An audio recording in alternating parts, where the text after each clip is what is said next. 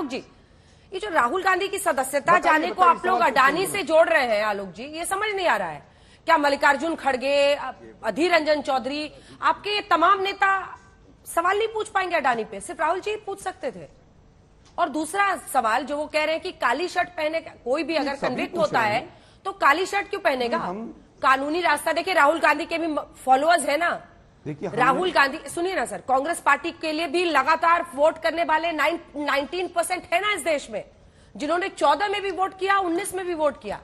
Don't you owe it to them? उनकी तरफ भी तो कोई जवाबदेही है ना आपकी। राहुल जी कानूनी लड़ाई क्यों नहीं लड़के सदस्यता वापस लेते? मुझे लगता है अंजना जी, हाँ, अंजना जी कानूनी लड़ाई भी लड़ेंगे, सड़क की लड़ाई भी लड़ेंगे, संसद की लड़ाई भी लड़ेंगे, लोकतंत्र की लड़ाई भी लड़ेंगे और मीडिया को बचाने की लड़ाई भी लड़ेंगे। मेरा कहना यह है, आज लगभग 35 जगह प्रेस कॉन्फ्रेंस हुई।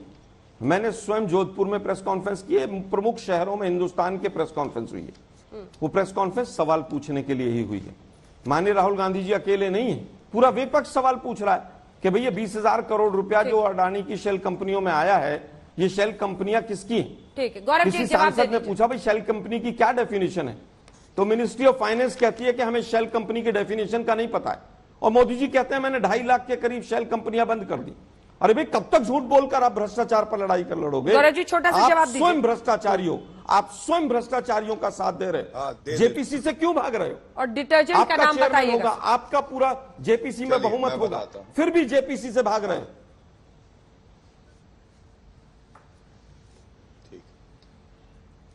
देखिए अंजना जी, ये तथ्य पूरे देश के सामने आना चाहिए। सबसे ज्यादा भ्रष्टाचारी परिवार राजनीति में कौन सा है? गांधी परिवार। 3 सदस्य भ्रष्टाचार के आरोप में बेल पे बाहर है। और भ्ष्टाचारी श्री 1,08,000 भ्रष्टाचारी श्री 1,08,000 लगाकर भाग जाना। शांत कराइए इनको। अरे इस तोते को शांत कराइए। ये तोता वही है ना जो सीबीआई को पिंजरे का तोता बना रहा था, ये वही वाला तोता है।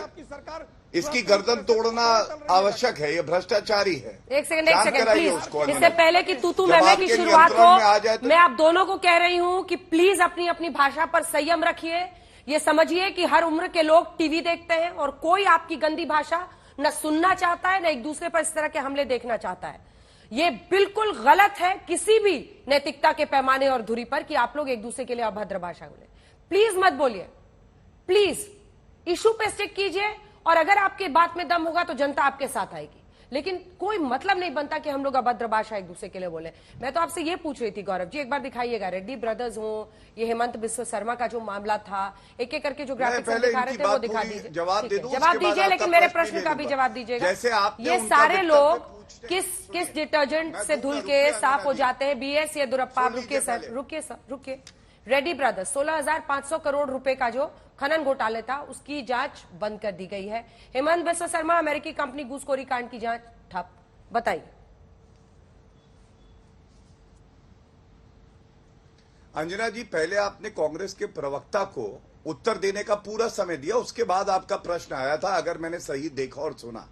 इसी तरह से जब मैं उत्तर दे रहा हूं उनके 5 मिनट के भाषण का, हाँ। और वो प्रधानमंत्री जी के लिए अपशब्द बोलते हुए श्री और समझा रहे हैं, और मैं बता रहा हूं भ्रष्टाश्री 1,08,000 कौन है और वो कूद पड़े, तो उनको चुप कराना चाहिए आपको। कोई अमर्यादित भाषा नहीं, बल्कि तथ्यों के साथ रख रहा हूं। देखिए, नेशनल हेराल्ड घोटाला हुआ, भ्रष्टाश्री 1,08,000 राहुल गांधी सुप्रीम कोर्ट गए सोनिया गांधी जी के साथ, मेरे हाथ में आदेश है।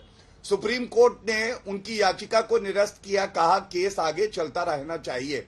मतलब न्यायालय ने पाया प्रथम दृष्टया केस चल रहा है। दूसरी बात, क्या यह सत्य नहीं है कि मैंने इनको दिखाया कि ममता बनर्जी को भ्रष्टाचारी बता रहे थे राहुल गांधी स्वयं, लेकिन आज साथ साथ खड़े हैं, तो क्या यह भ्रष्टाचार का गोंद नहीं है? मैंने तीसरा एक उदाहरण दिया, मैंने बताया मनीष सिसोदिया गिरफ्तारी होती है, कांग्रेस पार्टी के अनिल चौधरी कहते स्वागत है। अंजना जी, ये बताइए ये क्या पैमाना होगा कि अगर राहुल गांधी, सोनिया गांधी, रॉबर्ट वाड्रा देश को लूटे, गरीब का रुपया क्राइम मास्टर गोगो की तरह खा जाए और उन पे कार्रवाई हो, तो ईडी सीबीआई गलत कार्रवाई कर रही है। लेकिन अगर मनीष सिसोदिया जो उनके विपक्षी दल के हैं उन पे कार्रवाई हो तो ठीक है। इसका मतलब ईडी सीबीआई न्याय संगत कार्रवाई सब पे कर रही है, तभी न्यायालय हस्तक्षेप नहीं कर रहा। तीसरी बात, झूठ देखिए कैसे बोलते हैं। 2G का घोटाला हुआ, 200 से ज्यादा लाइसेंस रद्द हुए और सुप्रीम कोर्ट का वो फैसला आज भी हम सबके समक्ष है, वो लाइसेंस वापस नहीं मिले। इसका मतलब आप सोचिए कितने लाखों करोड़ की इन्होंने रिश्वत ली, घूस ली होगी कि इस तरह से लाइसेंस बांटे 2G के। कोलगेट घोटाला, इसी तरह से लाइसेंस रद्द हुए, सुप्रीम कोर्ट ने रद्द किए। क्या जवाब दे पाएंगे? और मैं एक ही बात कहूंगा, देखिए ये सारे भ्रष्टाचारी एक साथ भी आ जाए उससे कोई फर्क नहीं पड़ता, क्योंकि एक तरफ नरेंद्र मोदी जी की सच्चाई, ईमानदारी है और जनता का आशीर्वाद, दूसरी तरफ ये सारे भ्रष्टाचारी और इनकी गुलाबी गड्डियां। इस इंसाफ के तराजू में कौन भारी पड़ेगा? मैं समझता हूं ईमानदार प्रधानमंत्री और जनता भारी रहेगी, और दूसरी तरफ जो ये बैठे भ्रष्टाचारी, इनका सुपड़ा साफ होगा। कांग्रेस डबल डिजिट की पार्टी तो बन चुकी है, 2024 के चुनाव में सिंगल डिजिट की पार्टी भी कांग्रेस बनेगी जल्दी, आप देख लीजिएगा। अब आपके प्रश्न का मैं उत्तर दे देता हूं। आपने कहा कि कौन सा डिटर्जेंट है, मैं समझता हूं ये सवाल तो आपको विपक्षी पार्टियों से पूछना चाहिए।